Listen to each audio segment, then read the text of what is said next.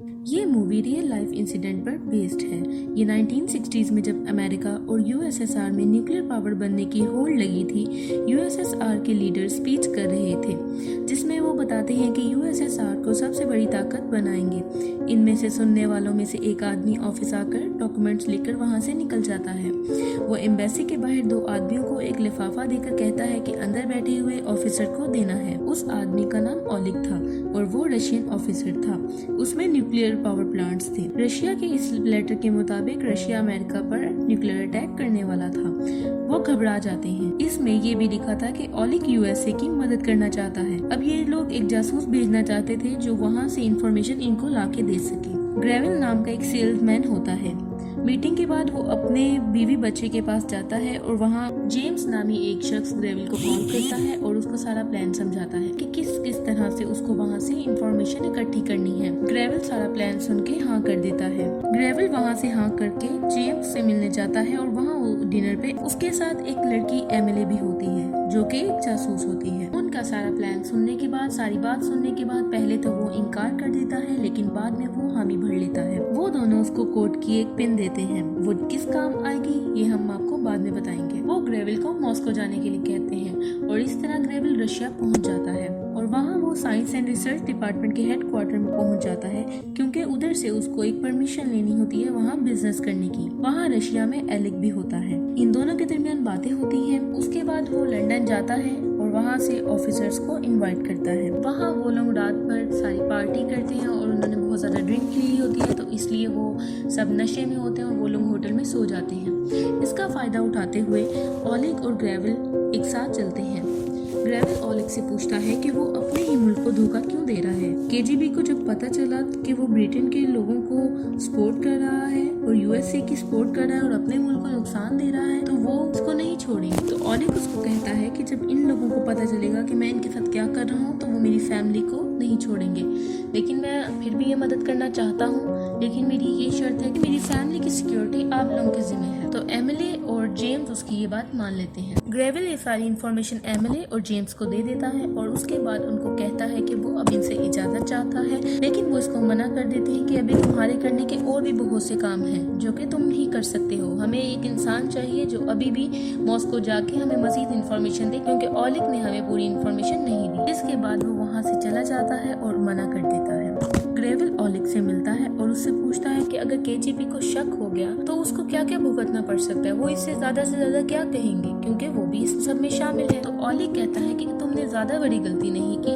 तुमने तो सिर्फ एक इन्फॉर्मेशन यहाँ से वहाँ तक पहुँचाई है, तुम्हें इसकी सजा में ज्यादा से ज्यादा जेल हो सकती है। तो ग्रेविल ओलिग से पूछता है कि इसके बदले में अगर जैसे मुझे सजा मिलेगी, अगर तुम शक के जुमरे में आ जाते हो तो तुम्हारे साथ क्या होगा। तो वो कहता है कि वहाँ के कानून के मुताबिक मुझे तो मार दिया जाएगा। तो ग्रेविल ये सुन के सोचता है कि जब वो अपनी जान की कुर्बानी करने से नहीं घबरा रहा तो मैं क्यों घबराऊं, लिहाजा वो हाँ कर देता है।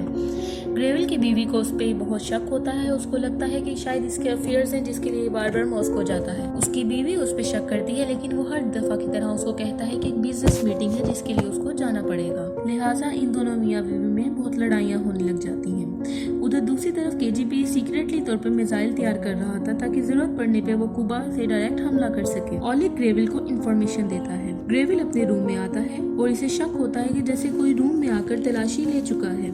अब ग्रेविल को लग जाता है कि केजीबी के वो शक में है। ग्रेविल ये सुनकर ये देखकर डर जाता है और वापस लंदन आ जाता है। जेम्स और एमिली से मिलकर उनको सारी इन्फॉर्मेशन देता है और उन्हें सब कुछ बता देता है। उधर दूसरी तरफ ज्यादा काम करने की वजह से ओलिग की तबीयत बहुत खराब हो जाती है। ओलिग सिगरेट्स पीता है जिससे उसकी तबीयत खराब हो जाती है और वो हॉस्पिटल में एडमिट हो जाता है। अमेरिकन एम्बेसी रशिया के इस मुंह तोड़ जवाब में कहती है कि अगर उन लोगों ने अपने मिसाइल ना हटाए और अपनी हरकतों से बाज ना आए तो हम भी पीछे नहीं हटेंगे। रशिया के लोगों को ओलिग पे भी शक हो जाता है। ओलिग कोड वर्ड में एक लेटर ग्रेविल को देता है। वो एमिली और जेम्स को भी बताता है उस लेटर के बारे में। उस लेटर में लिखा होता है कि ग्रेविल M16 की मदद से ओलिग को रशिया से बाहर निकालेगा, यहाँ उसकी जान को बहुत खतरा है। लिहाजा ग्रेविल मॉस्को जाने के लिए तैयार हो जाता है और ओलिग को बचाने के लिए उसकी मदद के लिए रवाना हो जाता है। एमिली भी इस सिलसिले में उसके साथ जाती है। एमिली एक प्लान बनाती है उसे निकालने के लिए।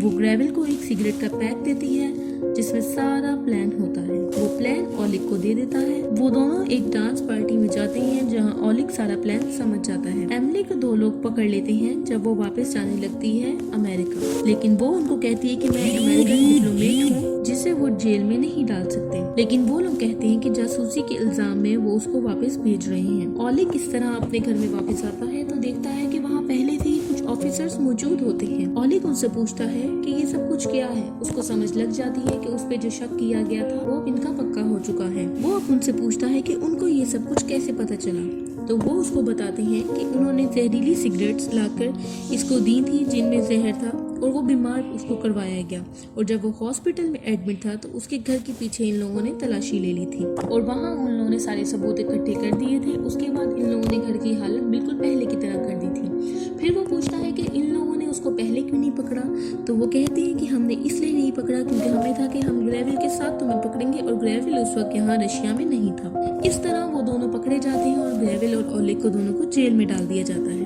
बाद में एमिली और जेम्स ग्रेविल की बीवी के पास जाते हैं और उसको सब कुछ बता देते हैं और वो बहुत ज्यादा अफसरदा हो जाती है कि वो अपने शोहर को गलत समझती रही और वो बिल्कुल ठीक था। वो तो न्यूक्लियर पावर प्लांट को रोकने के लिए गया था। 6 महीने जेल में रहने के बाद वहाँ उसको ग्रेविल को पता चलता है कि उसको अपनी बीवी से मिलने की इजाजत मिल गई है और उसकी बीवी उसको बताती है कि एक समझौता हो गया है, 1 से 2 साल के दरमियान में उसको रिहा कर दिया जाएगा। फिर 7 महीने के बाद ग्रेविल को ओलिग से मिलवाया जाता है। ओलिग से मिलकर वो बहुत खुश होता है कि वो अभी तक जिंदा है, लेकिन ओलिग उसे बताता है कि उसने ग्रेविल के खिलाफ गवाही दे दी है। अब ग्रेविल को बहुत दुख होता है कि वो मॉस्को सिर्फ और सिर्फ ओलिग की जान बचाने के लिए आया था, लेकिन ओलिग ने उसी के खिलाफ क्यों कदम उठाया। तो ओलिग उसको बताता है कि ये सब कुछ उसने अपने परिवार के लिए किया क्योंकि उनके जान को खतरा था। ग्रेविल को बहुत दुख होता है कि उसके अपने ही दोस्त ने उसको धोखा दे दिया। उसके बाद 1 से 2 साल के अरसे के बाद ग्रेविल को आज़ादी दे दी जाती है और ग्रेविल अपने घर वापस चला जाता है और ग्रेविल इंग्लैंड का नेशनल हीरो बन जाता है और उधर ओलिग को एग्जीक्यूट कर दिया जाता है। उम्मीद है कि आपको हमारी स्टोरी बहुत पसंद आई होगी। Thank you so much for watching.